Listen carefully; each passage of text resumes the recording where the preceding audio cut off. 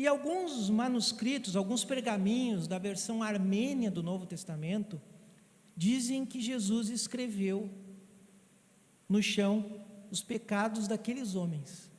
É daí que vem a ideia.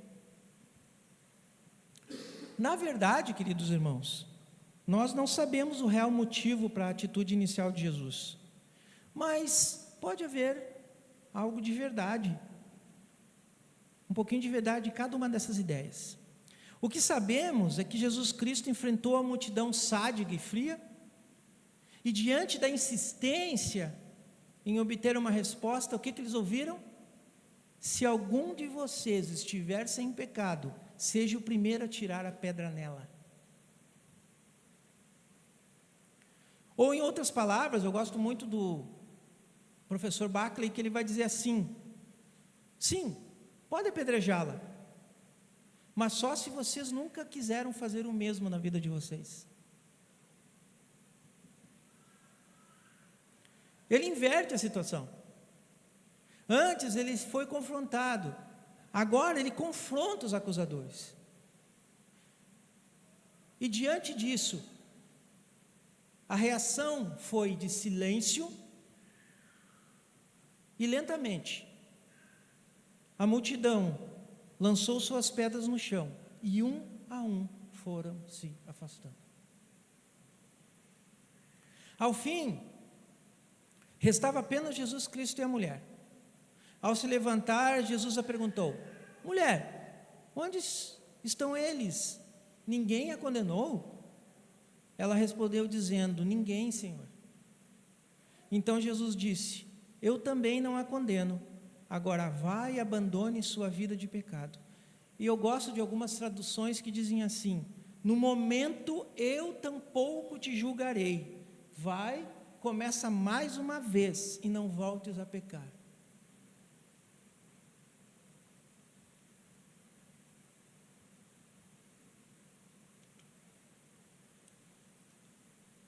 Quanto a aprender aqui com a atitude de Jesus? Ele, e somente Ele, tinha autoridade para punir, mas Ele assim o fez? Não. E por quê? Primeira lição: a autoridade deve levar quem a tem a compreender as circunstâncias que envolvem as pessoas e os atos pecaminosos dessa pessoa. Compreensão. Autoridade deve ser usada para acolher e não para afastar.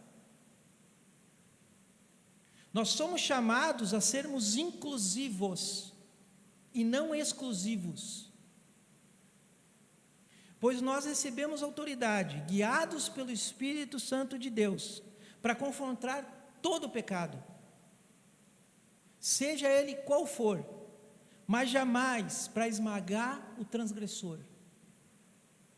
Isaías 42, verso 5, se eu não me engano, falando sobre o servo, se referindo a Jesus, diz: ele não esmagará a cana quebrada e nem apagará a que fumega.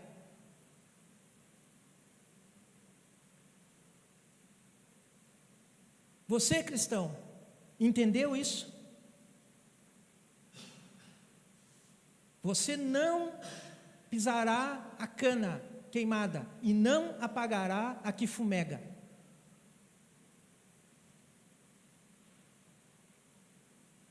Outro ensino de Jesus Cristo é que a autoridade tem a função de recuperar o transgressor e não apenas se preocupar com o castigo.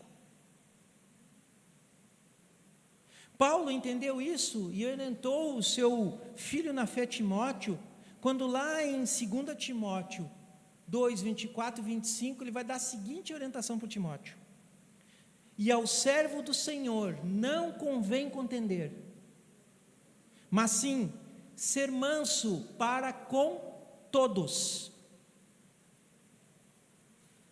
apto para ensinar, sofredor, instruindo com mansidão os que resistem. a ver se porventura Deus lhe dará arrependimento para conhecerem a verdade.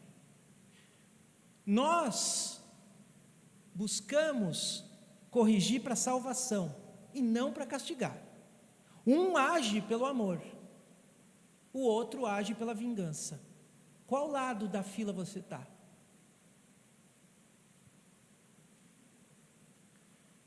Jesus também ensina um princípio fundamental. Apenas o homem que está livre de falta tem o direito de manifestar seu juízo sobre a falta dos outros. Como está registrado lá no Sermão do Monte, Mateus capítulo 7, verso 1, que a gente está estudando na EBD. A qualidade que nos permite julgar não é o nosso conhecimento, mas a realidade, a realização da bondade. E isso nenhum de nós possui. Romanos 3,9 vai dizer: não há um justo sequer. Não há um justo. Lamparina, não há um justo. Somente Deus é justo. Somente Deus é bom. Lembre-se das palavras de Jesus, registradas no Evangelho de Jesus Cristo, segundo Marcos, capítulo 10, 18. Só Deus é bom. Além disso, Jesus ensina que a nossa primeira atitude diante de um pecador não é o juízo, mas a misericórdia. Ao nos depararmos com o pecado do outro, a nossa reação deve ser de oferecer compaixão. A mesma compaixão que recebemos diariamente de Deus, a mesma misericórdia que é renovada diariamente da parte de Deus. E a misericórdia que nós desejaríamos receber, se fôssemos nós a sermos apedrejados. Quando agimos sem compaixão, quando agimos dessa forma cruel e orgulhosa, Lamparina, esquecemos os ensinamentos de Jesus Cristo, também do Sermão do Monte, capítulo 7, verso 3, que diz assim: por que reparas tu o cisco no olho do teu irmão, mas não percebes a viga que está no teu próprio olho?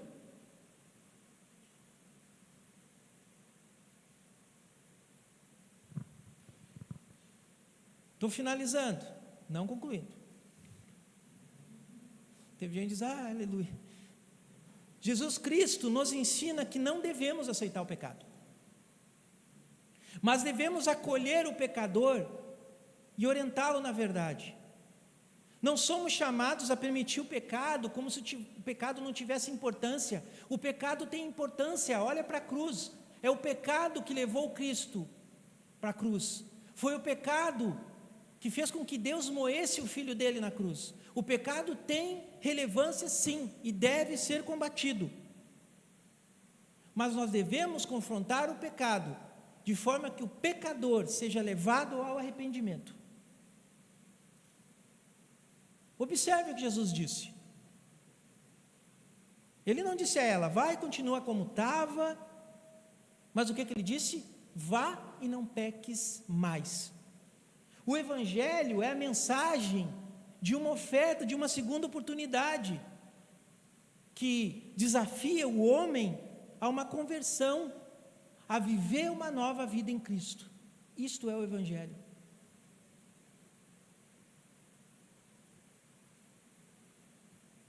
Muito tem ainda para se aprender aqui, mas eu quero voltar à pergunta inicial. Você nunca se questionou por que o Evangelho que pregamos, e que é o poder de Deus para salvar, é tão difícil de ser crido? Porque a maioria das pessoas rejeita o que anunciamos. Creio que diante do pouco que aprendemos aqui, a gente tem uma resposta, e ela é muito dura. Quando comparamos a atitude de Jesus Cristo diante de alguém que pecou,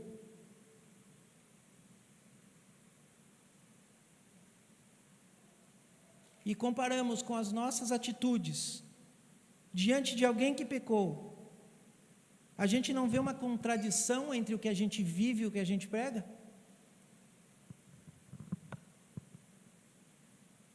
Nossas ações, na maioria das vezes, acabam por não condizer com a mensagem do Evangelho, e pior ainda, estão muito distantes da atitude esperada de um cristão. Nosso agir se opõe, muitas vezes, à mensagem de amor e perdão do Evangelho, e de um Deus que é amor, a qual a gente diz que segue e serve. Então a gente tem que refletir, porque muitos de nós nos comportamos mais como saduceus e fariseus, que levamos aquela mulher para ser apedrejada, do que com Jesus, que diante do pecado trouxe perdão. Porque nossa primeira atitude, na maioria das vezes, é de julgar e de condenar. Ali não tem mais volta. Geralmente, nós levamos na mão uma pedra. Geralmente.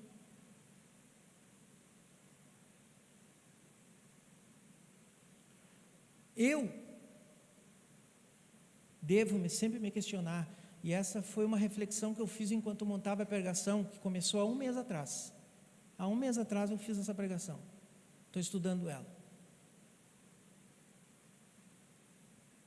Eu comecei a me questionar. Eu estou vivendo o que Jesus Cristo me ensinou e que me ordenou a viver diante dos homens?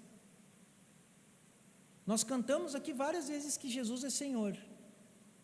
Só que muitos de nós se comportam como se Ele fosse Senhor em algum ponto, mas não naquilo que eu quero fazer.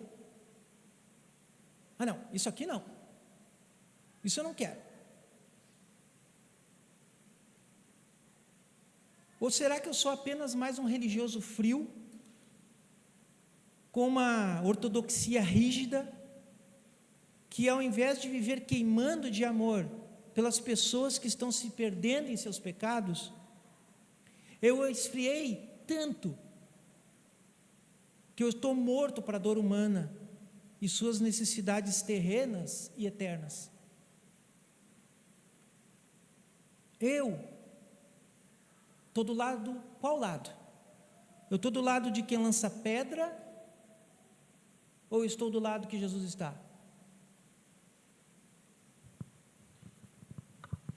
Eu creio que quando vivermos de forma digna ao Evangelho e ao Senhor, ou seja, quando agirmos à sua semelhança, mesmo que imperfeita, aprenderemos a cultivar um amor que cura, que restaura, que liberta, que traz a verdade, com atitudes de acolhimento e não de juízo. Entendo que se mudarmos nosso jeito de ser, o Evangelho será mais ouvido e menos rejeitado, pois nós não seremos obstáculo para Ele, mas nós seremos as testemunhas da sua glória, do que Ele é capaz de fazer.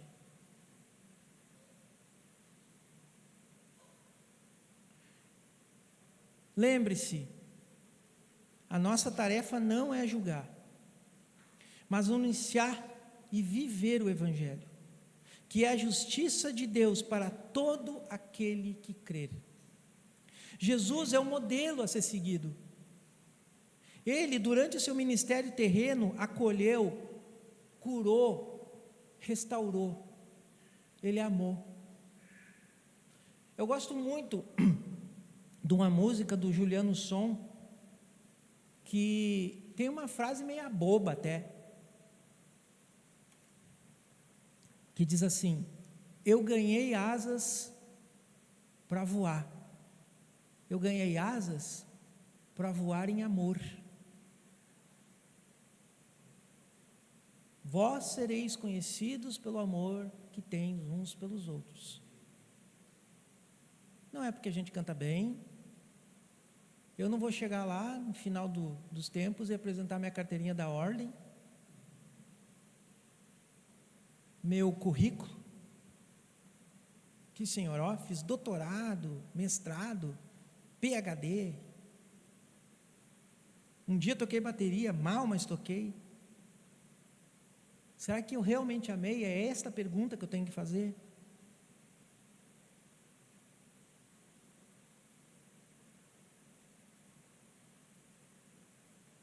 Lembre-se disso, Jesus é nosso modelo.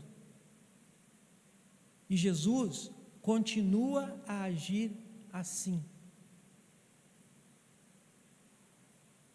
Ele continua salvando, Ele continua restaurando, Ele continua curando por meio de mim e de você.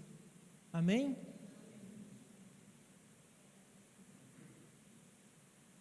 Devemos agir como Ele agiu. Devemos ser seus instrumentos de cura, instrumentos de perdão, instrumentos de libertação todos os dias, para todos aqueles que Ele nos enviar. Vocês não fazem ideia aqui, é um testemunho pessoal, e eu acho que o pastor Reginaldo passa por isso, e os outros pastores. Quando as pessoas sabem que a gente é pastor, elas começam a falar e desabafar. Talvez seja aquela questão do sessão terapêutica gratuita. Às vezes é no mercado, gente, é na rua, é no trabalho. O mundo anseia por cura, o mundo anseia por ser amado. Entendam isso. Lamparina entende isso. Você tem um propósito, levar a luz de Jesus para as pessoas, mostrar para elas que algo está errado. Jesus declara, é o nosso lema desse ano, Ele é o caminho,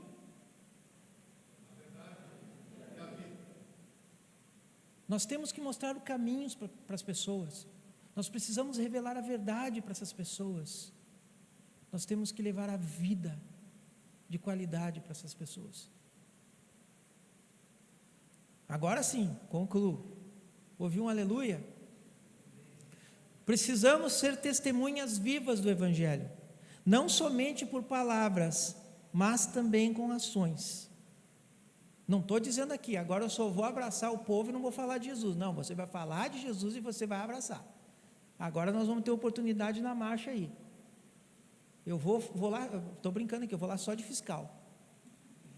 Não, aquele lá eu não vou dar o panfleto, pastor, que aquele lá é espírita. E vamos agarrar pelo cangote. Jesus veio para os enfermos, para os doentes, com todo respeito. Porque distribuir panfleto para outro irmão, né? É fácil. Eu quero ver gente lá aproveitando, bagunçando o coreto. E vou botar mais uma pulguinha na orelha aqui. A irmã deve estar enlouquecida comigo hoje, porque...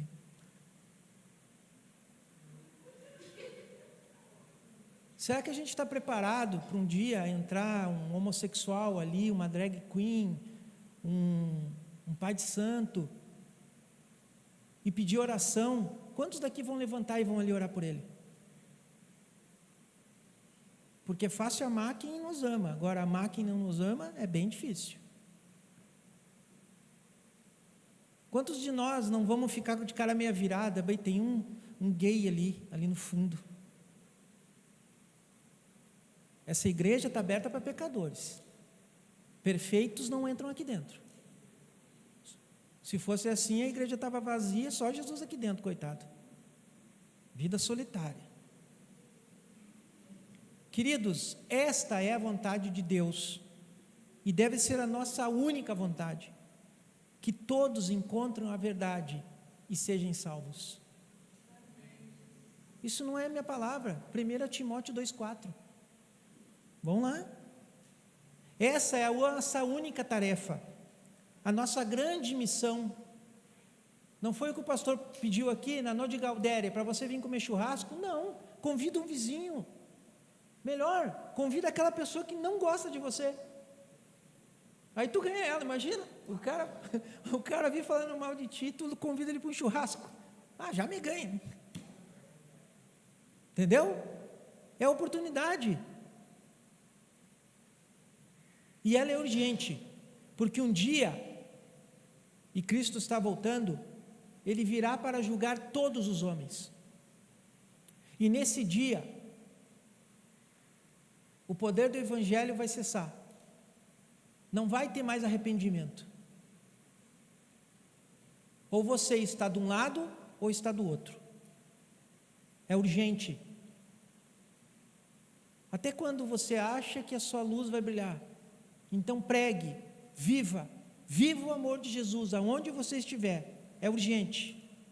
Que Deus nos permita que nós não sejamos obstáculo ao seu Evangelho, mas sejamos seus arautos fiéis e dignos da sua mensagem. Vamos orar? Senhor, te agradeço por tua palavra.